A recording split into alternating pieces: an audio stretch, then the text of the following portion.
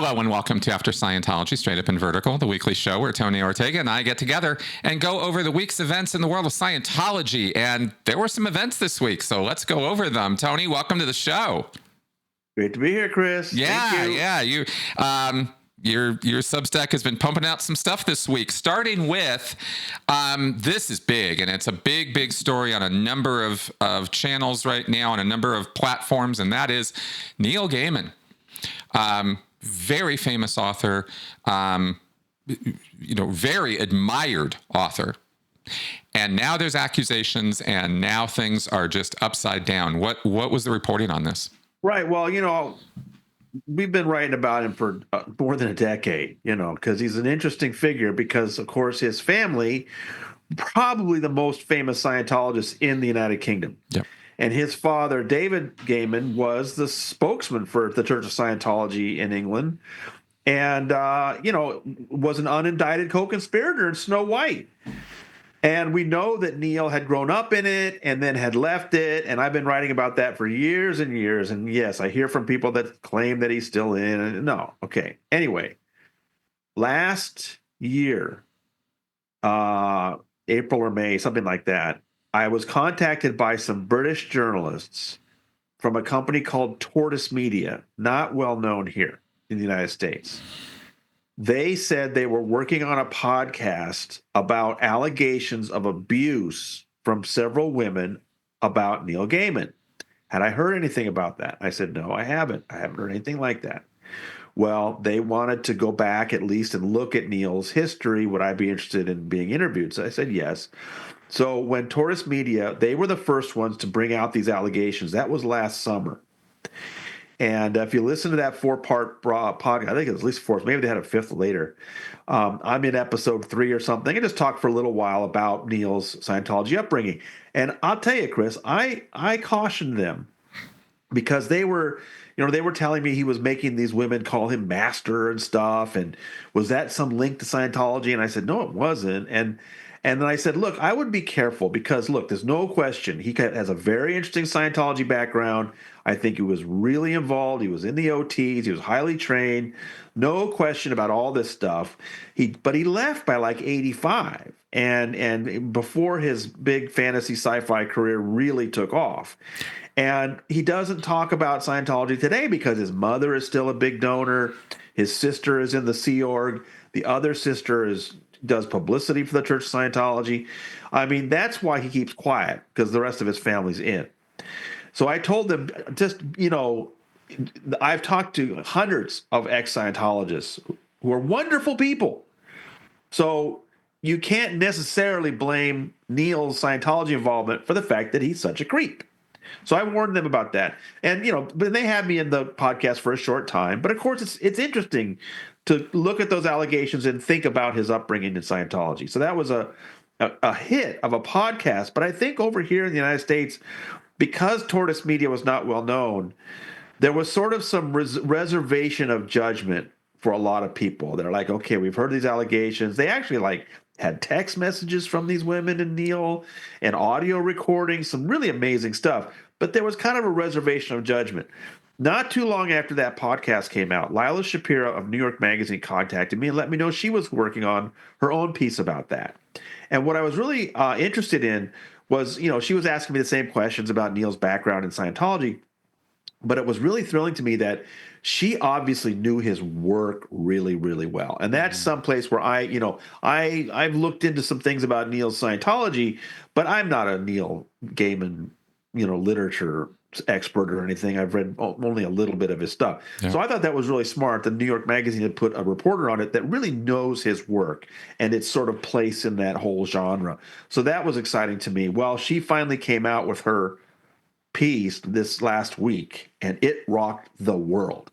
Now, and I want to point out, a lot of this was going back over what the podcast did last summer. But I think the fact that it's New York Magazine, it's their cover story, it's so well done by her, and that the women were even more cooperative than they were the previous time, this thing just grabbed the world's attention. Like, I couldn't believe the amount of social media I saw about this cover story.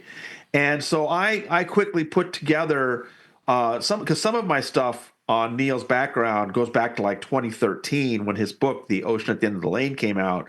And it was kind of buried on my website. So I brought it forward to Substack, brought some updates. For example, a couple of years ago, Bruce Hines let us know that he had actually audited Neil at Flag. In the early 80s, when Neil would have been in his early 20s, he had flown over from England to get special processing at the Flag land base. And Bruce distinctly remembers he had to do special things because Neil was OT3. So that's a nice data point. We know that by the early 80s, in his early 20s, Neil Gaiman was already OT3. Yep. And you were telling me that you've also learned that he was very highly trained as a CS. That's right. So, I mean, there's no question this guy was very, not only brought up in Scientology, and one of the interesting stories about that is that at St. Hill in the late 60s, things were booming, but Parliament wasn't happy and was thinking of banning Scientology. And so David Gaiman, as their publicity head, had a big headache on his hands. And so what he did was he used his son Neil, the 7-year-old Neil Gaiman, to get a BBC interview to try to show people how bright a 7-year-old Scientologist is. And I had discovered that I was actually at an ex-Scientologist party 12 years ago. And Paulette Cooper was there, and she had gone through some papers people had and found this little pamphlet. None of us had ever seen it before. Published in 1968 with that BBC, the transcript of that BBC interview. And this pamphlet was published by Church Scientology to hand out to members of Parliament. So this was the device that David Gaiman was trying to use to sway Parliament. I asked the BBC, please check your archives. Let's hear this interview of the 7-year-old boy. They eventually did find it and published some of it online, which was really interesting. But anyway, so that's the stuff that the Tortoise Media people wanted to talk to me about, that Lila Shapiro at New York Magazine talked to me about, and she quoted from that interview in her piece in New York Magazine. So I wanted to bring all that out. But again, and you can tell me how you feel about this, I'm a little bit, I want to be cautious about what Neil's upbringing in Scientology tells us about the thing he's, accused of today. That he's just really abused these power relationships, these unequal power relationships with younger women, and they're accusing him of assault. So I want to be cautious because, of course, it's tempting to look at his childhood and his Scientology upbringing and say, "Oh, look, this is what he's using." But I also, like I said, being raised in Scientology does not necessarily mean you're going to turn out to be a monster like this. That's right. So, I wanted to get your thoughts on that, and just be cautious about that connection. Absolutely. There's correlation, causation, right? And, in terms of what we talk about with critical thinking and logical fallacies and all that, and jumping to conclusions on this kind of stuff is easy to do, and also incredibly lazy. The things that Gaiman is accused of involve, as you just said, gross examples of power disparity and domination. And if there is something that you could say about cults, it's that they engage in that form of coercive control over their membership, all their membership. That's part of what a cult package is. And so to have a former cult member continue to have behavior that reflects that kind of thing in his own personal life, hardly a shock or surprise. Can we say that Scientology is the cause of his behavior? Hell no. People are responsible for their behavior after they leave a cult. And whether the cult way of thinking heavily influenced Neil's upbringing as a second-generation cult member, the training and indoctrination Neil got, and the auditing that he received, of course that had an impact on how he is. But to say that was the cause of this behavior, forget it. You can't make that connection. I doubt he could even make that connection. So, a little bit of a thing there. But of course, people are going to talk about it. So it's important that we be honest and straight about this. Being a second-generation cult member is a life of growing up with a very weird normal, no matter what the cult is. Your version of normal, and again, I can speak to this, right? Ain't what everybody else's is.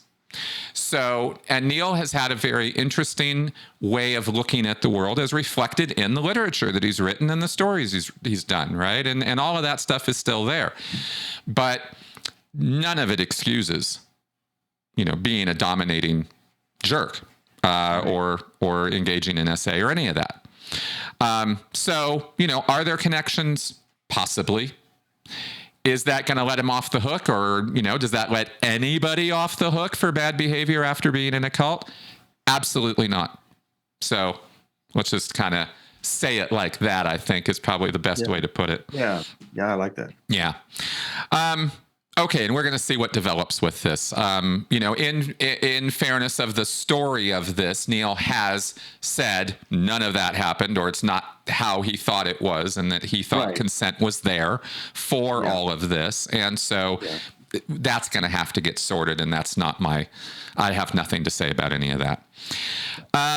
Okay, moving on now from that huge and developing story, we have the fires in California and Scientology's attempt to, get in there. We mentioned some of this last week, but there was more this week. What do we got?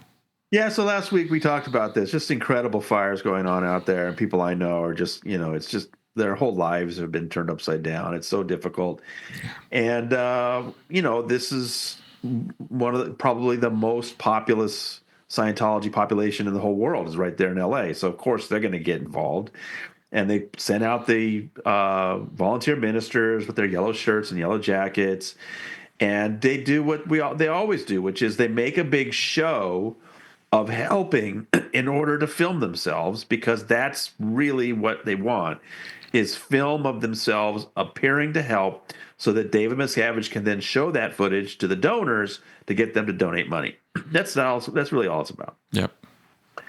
And I got a message from somebody who let me know that she had lost her house in Altadena, and that she was really unhappy to see what these volunteer ministers were doing, because she knows very well what they're all about, because she had been an editor on Leah's A&E series, Scientology in the Aftermath. In fact, her name is Robin Miguel. She had lost her house, like I said, in Altadena. She and her husband and her 2 kids had minutes to get out of their house, and the house was burned to the ground. She told me that she had seen Going Clear, really opened her eyes to things. She had seen the first season of Leah's show. She really loved it. And then she had the opportunity, they brought her in the second season to work on those special episodes. If you remember, during Leah's show, she would have 10 or 12 regular episodes, and then 2 or 3 or 4 special episodes about a particular topic that were kind of more like a roundtable discussion. And she worked on those in the second season. In fact, she worked on the one that I was in, the special episode about Scientology's front groups, including the volunteer ministers. So she knew very well what that was all about, and she was really disgusted. And so we talked about that. But I just wanted to hear her story, because I've been, one of my relatives was supposed to evacuate. Luckily got the reprieve at the last minute. I've got friends that know friends, but this was the first person I've talked to who actually lost their house. So I was curious about what that was like. And we, for example, she was a freelance editor. So I asked her, does that mean your equipment went up? She's like, yep, lost it all. So, just can you imagine? But they've got friends helping them out. They're staying with some friends, that kind of thing. But I just thought it was interesting that somebody from the Aftermath was actually affected and knows full well that those volunteer ministers are out there for the photo opportunities. Exactly. And literally nothing else but. I mean, from the church's perspective, Tony laid out exactly what the purpose of the activity is. And I really wish that I could say that there's more to it. That, oh, no, you're just misinterpreting. They're really there to help. But they're just not. They're just not. They're just there for the photo op so that they can go back and make money with it. Tony nailed it. And that's how it is used in the church. And they will tell themselves, this is the really gross part, is they will tell themselves at their next event how heroic they were during these fires and how many people they helped and saved and all of this. And not any of it is going to be true. It's just so horrible. All right. Now, a name, a little blast from the past in a way, Guillaume Lesèvre. What was the story here? You know, I have a researcher friend that helps out once in a while. He did a great series on CST a couple years ago, getting records for us on CST properties and that kind of thing. He came back to me recently and said that, if I with the way California's voter records are and other public records, I could cross-check some things and kind of get an idea of who's at in base. I said, really? So I directed him to a story that Mike Rinder and I did 12 years ago when I was at the Village Voice, where I asked Mike to remember who were all the prisoners in the hole. David Miscavige started this thing at the beginning of the year 2004 at Int Base. He took all of his top lieutenants and locked them in a trailer. It was basically a prison, and they were there for years. Like I said, started in 2004. Mike was a prisoner in like 2006, 2007. And so this was 2012 now. He's been out of Scientology about 5 years at that point. And I asked him, while his memory was still fairly fresh, give me the names. And then Amy Scobie helped me as we went through and listed who all these people were. So when my researcher came to me recently, I said, hey, do me a favor, go through that list and see what you can find as far as voter records and other public records today. So he came back to me this week. Not only had he found about 40 people of the 135 that are still at Int Base, but that some of them had voted in this last election in November. And the reason I was especially intrigued and interested and happy to see Guillaume Lesèvre's name was that an anonymous tipster a couple of years ago told me that Guillaume had died. And I wasn't going to do anything with that information until I could confirm it. So every once in a while, I would check the databases and look for records. I could never confirm it, so I never said anything about it. So that was one person I definitely wanted this researcher to look into. And he found that, yes, not only do public records put Guillaume Lesèvre at Int Base today, but that he voted in the last election. Wow. Now, we don't know who they voted for, of course. Right. But the other interesting thing was that all the people who voted in the November election that have addresses at Int Base did so by mail-in ballot. But I've been told that now everybody gets a mail-in ballot in California. So maybe that's not unusual. But anyway, it's good to know that Guillaume's there. But the big names are still there. Ray Midoff, Ingber, Yeager, right? All these guys that were the top lieutenants, and good friends with David Miscavige, are rotting away at that Int Base that's become such a less important place in Scientology than it used to be when Dave lived there. He doesn't live there anymore. So really interesting check-in on what's going on there. Absolutely. Gold Base is sort of a real poster child, a real example, I guess, of just how how morphed Scientology has been under Miscavige. Because when Miscavige first took over Scientology, Gold Base was the central location and headquarters and management central location for all of Scientology. That's where everything was happening, was at the Gold Base. And it was highly confidential in terms of where it was located and what went on there. And as a Scientologist, it was very hard to get to even work there. You had to jump through a ton of loyalty hoops and a couple of years of work and all that just to get there. Right. So it was a big deal. And now it's pretty much just kind of this adjunct side unit. There's really nothing going on there. And they invested in it, Chris. I mean, heavily. There was a resort there that they took over, and they were rebuilding things for Ron's use, but he never ended up living there. But then even after that, they kept rebuilding and putting in new berthing and stuff.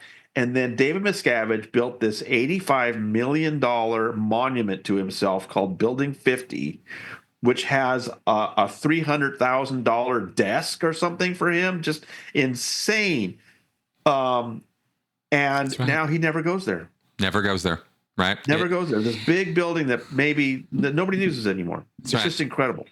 In Scientology lingo, if any of y'all are familiar, and some of you will be, he blew the area. He committed too many overts. But actually, these people that used to be so close to him are still sitting there year after year, and the place is getting smaller and smaller. Now, two names that were not on the list. Heber Jensch was not on the list. And I think that's, Karen De La Carriere, who was married to him at one point, told me that she believes now that Heber is 89, that he has been moved out of Int Base to a nursing home somewhere. Right. Right. And of course, the other name that's not on the list is Shelley Miscavige. But those, we've been reporting for years that she's never been at the hole. She left Int Base in 2005. We think she's up at CST Twin Peaks, and she's been there for 19 years now. Wow. So that's why you would not see her on that list. No. Wow. I think Mitch told us as well with these guys as far as what are they doing, because the hole doesn't really exist as a thing now with the double wide trailer and the prison, iron bars and stuff.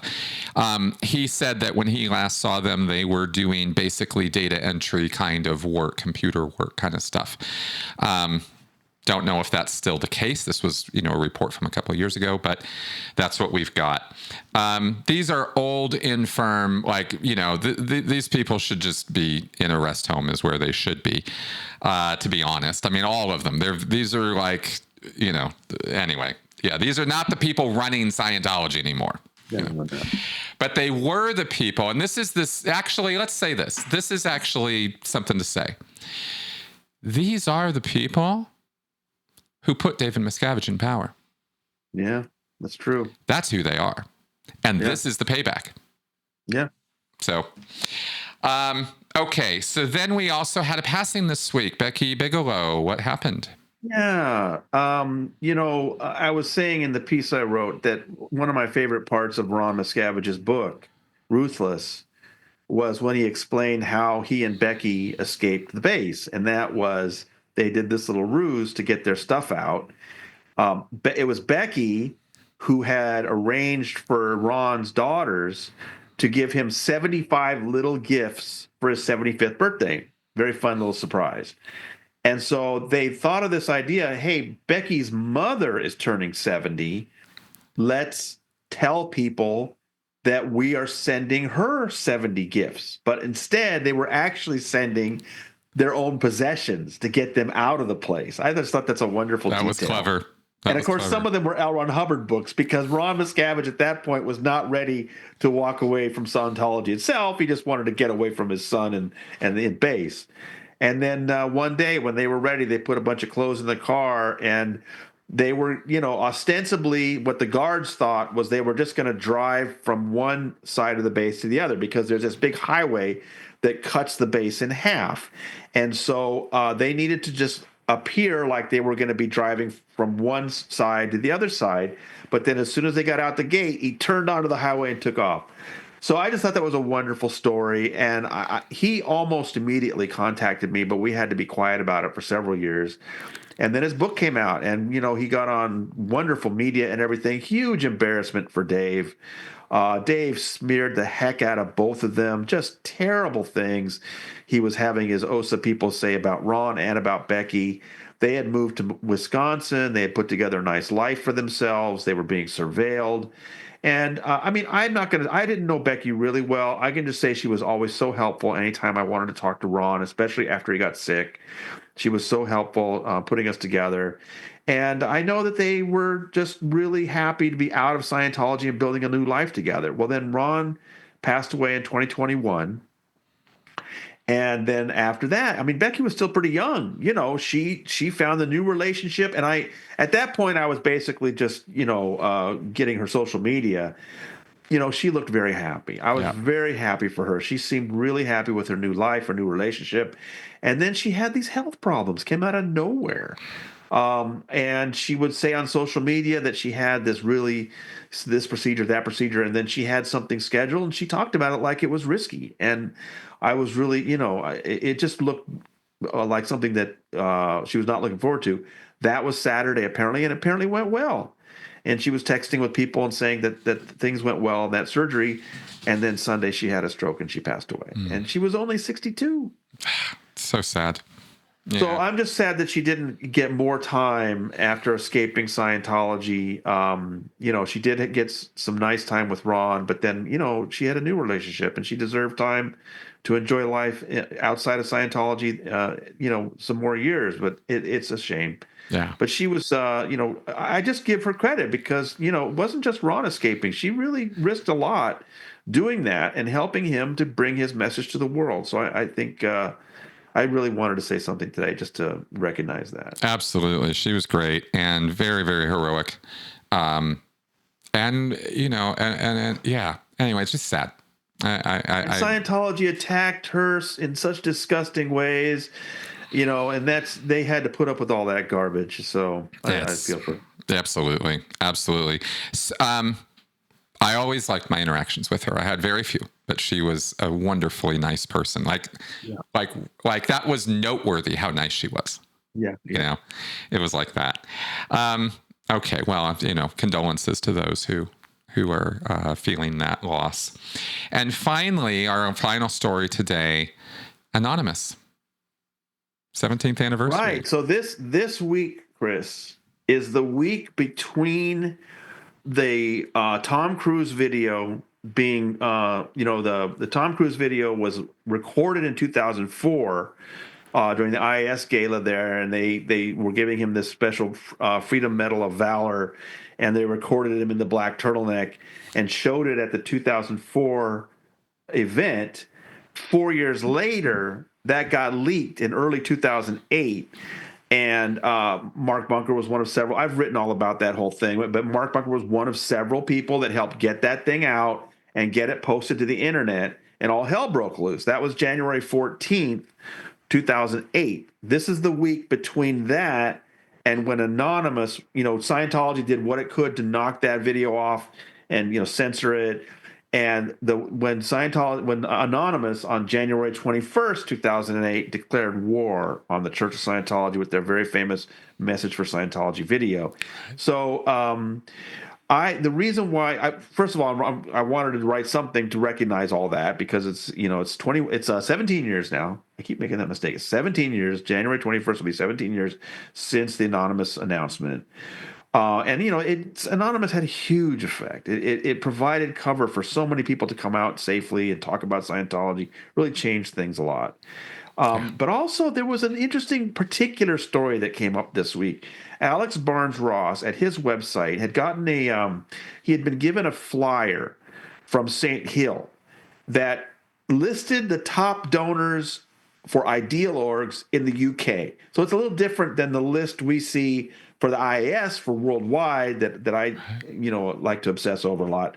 This was just a list of the UK's top ideal org donors, and there's a couple familiar names on there like Trish Duggan and the Gaiman family and the Imranis from Clearwater. But the number one person, the number one couple on the top of that list, the biggest donors for ideal orgs in England, is this David and Becky Fryer. And I heard from a reader who said, listen, that's a great story. And they pointed out to me that about Becky, get Becky out was one of the slogans of the early Anonymous movement. And so I asked Alex about it. He knew about it. He recommended I talk to Pete Griffiths. Pete Griffiths was there and talked to this Becky Fryer's parents who were protesting at the time, and also talked to Mark Bunker about it. But what had happened was that Tony Lee, who was the stepfather of Becky Fryer, and Becky's mother, Sue, were really unhappy about her involvement in Scientology and were picketing the Manchester org right at the same time that the Anonymous folks were out there. And so they got a lot of publicity for that at the time about how they were fighting for this particular, member of Scientology. And then OSA pulled a really terrible ruse. They had Scientology declare Becky PTS so that they could say publicly she can't get services here because her parents are such a problem and they're picketing our org. she's now an illegal PC and she's out of Scientology. And Becky went along with it. And so Pete was telling me that, her stepdad was like, oh, I'm so relieved she's out, but it was just a ruse. Once they got the parents to stop protesting, she was back in full time. And now, all these years later, she and her husband are the #1 donors for ideal orgs in the UK. And I guess for me, the message is, Anonymous did amazing things. Believe me, I was out there at the New York org when all that was going on, watching it and just reporting on it, and just thought it was amazing. They provided really a safe environment for so many people to come out and speak that hadn't spoken before. But Scientology never gives up. Anonymous eventually went in other directions, and Scientology still ripping these families apart. That's right. Destroying families like this one that we're looking at. That's right. Yeah, we have to point to that time period as the period where the public awareness of Scientology really did change, and Anonymous is absolutely owed an incredible debt of gratitude from us for doing that at that time and in that place. It was a real confluence of events that sort of made that whole thing happen, to have a year of protesting. Even as an RPFer in PAC, I knew about those protests. I mean, they were just all the time, right? They were just always out there. So it was a big deal. I had not heard anything about that story in the UK, so that was very interesting and very typical of Scientology, of course. All I'll say is that Scientology is persistent. Yeah, they never give up. They really are. They really are. But it was a very damaging blow to Scientology, make no mistake. And from that point forward, they've never had the favorable press relations that they enjoyed before that time.